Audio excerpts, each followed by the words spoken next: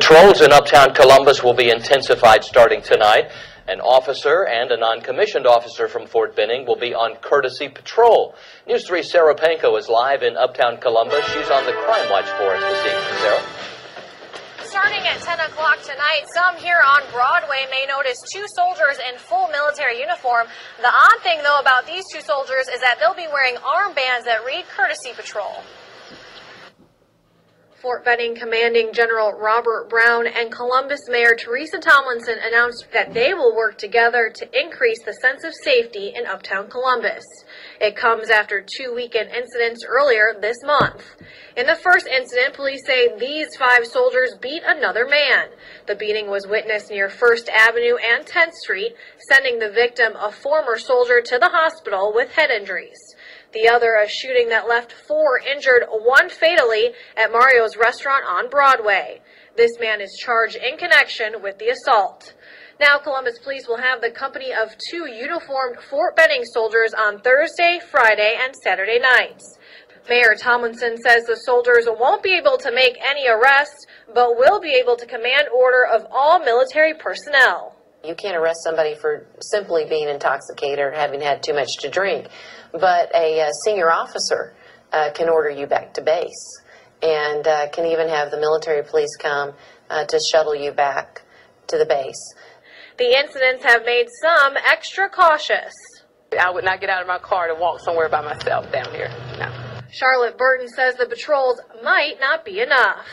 And I know this is just the start of something new that they're trying, but I do believe that they're going to have to just increase the security that is, being offered down here. For Specialist Ryan Jesse, stationed at Fort Benning, the extra patrol is a good idea. Keeps things in check a little bit, keeps everything from kind of getting, out of hand really quickly. It seems like that tends to happen with soldiers, unfortunately. The patrols will last about 5 hours, ending at 3 a.m. That's shortly after bars here on Broadway close their doors.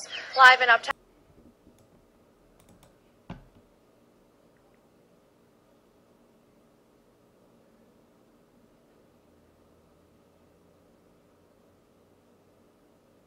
If you want to really achieve the goal that most teachers set out to do when they start as teachers, which is to really be part of the process of human enlightenment, human emancipation, love of learning, that awakening that happens with people, which is the reason why a lot of us get into teaching. But if you really want to do that, you have to be involved in struggles for economic justice and to change the economic priorities of this system and to change the economic system as a whole. Because so many of us teachers spend so much time in frustration moving into the classrooms to empower our students. And within the context in which we're teaching, it's nearly an impossible task. To give an example of what some of the things we can do to be empowering, I was just talking to Rafael Hernandez from the Puerto Rican Teachers Association. So everyone knows that there was a big student university strike in 2009, 2010 in Puerto Rico. He pointed out to me that most of the students who were involved in that strike were their students when the teachers went on strike in the high schools in 2008. So in terms of really thinking about what could you do to empower students to fight for justice, fighting for our own justice is one of the best things that we can do to set an example. How do you actually, as a teacher in a classroom, kind of promote ideas of Marxism or to kind of begin to fight for those changes? I think, part of it is that particularly at a high school level or an elementary school level, you have to be careful, because your job, they want you to stick to fairly narrow things, and that can be very frustrating. But I do think that wherever you possibly can, part of it is actually just allowing for room for critical thought in the classroom and allowing for students to think for themselves, to talk about issues wherever possible, to bring in history and radicals from the past and fight for that kind of thing. And I think there is space to do that, even if there's limitations on it, that we have to do to try to provide that room in our classrooms. I think radicals and socialists have a particular role to play in kind of fighting for that type of education and bring it wherever possible. But I also think that it's extremely important as a teacher for me to think that it's not just what I do in the classroom. It's about the future of my students as thinkers, as actors, etc. But it's actually what I do outside of the classroom that's even more important. It's organizing the teachers, it's organizing parents, and working together to actually fight for an entirely different kind of educational system and for a world where my students aren't confined to the job at McDonald's, but can actually, learn and want to learn because it matters to them. So there'll be a way for them to decide for themselves what their world looks like and what they want to do in it. And that's the kind of, and I think that we have to be able to do both of those things, fight for that kind of world for complete transparency. The only people who don't want to disclose the truth are people with something to hide.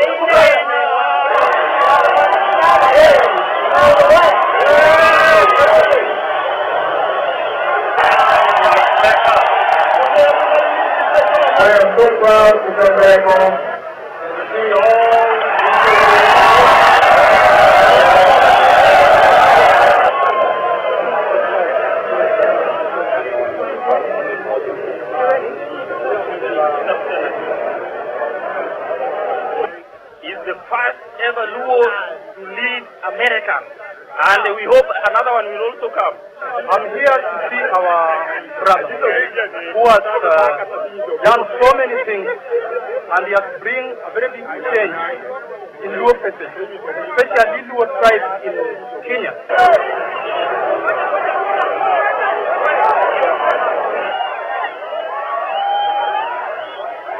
The only people who don't want to disclose the truth are people with something to hide. It's the wedding of the decade, if not the century, but will it have a price tag to match? There's the dress, of course, the flowers, the cake or cakes, and this being a royal affair, the carriages, the orchestra, the footmen. Then there's the food, 10,000 canapes for 600 people, followed by an exclusive sit-down dinner for 300 guests. A party like this was never going to be cheap. Anything from about 1.2 to 2 million, I would say. That's aside from the things that are making this wedding cost a lot, which is the security angle of this. But for those things, it's a small reception, the Buckingham Palace buffet, 600 people. They could probably do that, even drinking great champagne, good wine, fabulous canapes. And I should think they could probably do that in the palace for anything from about £80 a head. It's the bride's parents who traditionally pay. The Middletons are sharing the wedding costs with the royal family. But the taxpayer is picking up the rest of the bill for the street decorations, stewarding, and the biggest cost, policing. $16 million, says the government. If you believe reports in the British press, the total could be anything from $82 million to $163 million. Buckingham Palace says it doesn't comment on the cost of royal weddings, but says those kinds of figures are wildly inaccurate. For a start, the bride and groom won't have to pay venue hire, and the palace says that it's used to hosting big events. The cost of catering, carriages, footmen will be significantly. Hello everyone, welcome to Global Government News. Today is Thursday, April 28th, 2011, and I'm Darko. This is part 3 of this news bulletin for today. My website is www.ggnonline.com. That's ggnonline.com. Here's a poll I just posted. If you just voted, you might want to go back in there because I had a couple typos in Obama and documentation, so I just redid it. It's what are your feelings on the Obama birth certificate issue? He's a U.S.-born citizen. The documentation is real. He is not a U.S.-born citizen. His birth certificate may appear real, but he was born in Kenya and raised in Indonesia. Or not sure, but is an important issue. Or not sure, but there are more important issues. So you can check that out. I'm going to try to fly through these articles here, so most of the, if not all the links will be posted unless I have technical difficulties, quote unquote. or there's just not enough room. U.S. Coast Guard gets heavy on overweight passengers on American passenger ships. Expanding waistlines are lowering hull lines and forcing the authorities into action. And the Coast Guard has raised its average passenger weight from 160 to 185 pounds, an increase of almost 2 stones. It is the first time it's done so since the 60s, and it says the average American is a touch portlier than 50 years ago, and that may not come as a huge surprise, but it's a blow to many commercial boat operators who will be forced to reduce capacity. So next up we have Were You Circumcised? New passport questionnaire baffles many with absurd info demands. And then next is United Nations prepares to debate whether Mother Earth deserves human rights status. Then armed agents invade Maxam Nutraceutics and steal natural health products in shocking FDA raid. So they've out in California raided raw milk in health food stores, and now they're raiding again. It says here, Mexican narco-traffickers revelation exposes drug war duplicity, and this is a trail of government intrigue leads back to cocaine jet that crashed in Mexico's Yucatan. And you can go in there and check this out. Next up is U.S. cop punches woman in the face. Shocking videos emerge showing an off-duty Atlanta police officer punching a woman in the face, an incident that has triggered outrage amid rampant police brutality across the United States. And then we have and how about that individual that was talking about it's actually not enough security in Columbus? Well, you know what? Why don't you just arm yourself with some like pepper spray or a stun gun or a firearm and defend yourself, so that other people who do not want to have martial law, just so you can feel safe, why don't you just protect yourself and actually be safe? Every new pet dog must have a 35-pound microchip, as if it's the costs that are going to aggravate people. No, I'm not going to put a chip in my dog. Because, well, it's a radio frequency identification, right? Which means there's going to be radio frequencies pulsing through your dog, inside your dog's body or your pet. That's not going to be healthy, right, for any living being. The other thing is when I was at a place buying real milk, I saw a little flyer of a dog that was missing. Guess what? They said, ooh, he has a, whatever it was, the brand name, chip. And I was like, well, what the hell is the point of having the chip if it didn't help? And you're putting all these flyers around in all these places to look for it, right?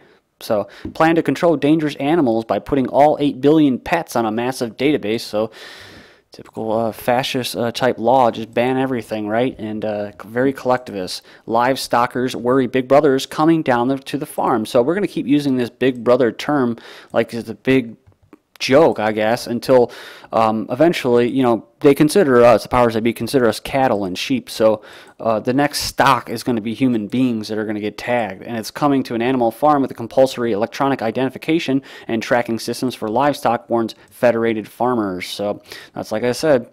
And then it'll eventually come to health records, voluntarily for your kids, and then it'll become mandatory. Google, Apple collect location data from computers. Microsoft collects locations of Windows Phone users. Then Apple is sued over iPhone tracking. Apple denies tracking iPhone customers. Then Facebook facial recognition could get creepy. Says new facial recognition technology used to identify your friends in photos could have some interesting applications and some scary possibilities. Software helps parents oversee children on Facebook.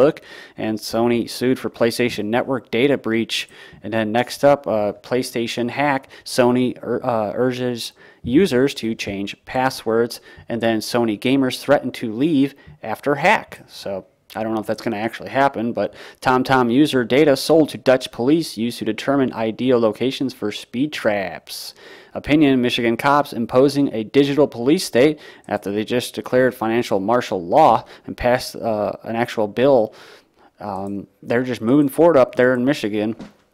And it says here, poll 60% reject government ID for online security. Then Leon Panetta to the Pentagon and Petraeus to the CIA. So that's very, very nice. I wonder if that's why Petraeus passed out at that one meeting. Maybe he just got the news that he's going to be head of the biggest intelligence agency in the world. Egypt revolution hero to leave Google and set up a non-governmental organization. That just goes to show you that the whole thing was planned and staged and wasn't grassroots, right? He's going to get into philanthropy, and then he'll start talking about how there's too many people on Earth and how we have to kill them.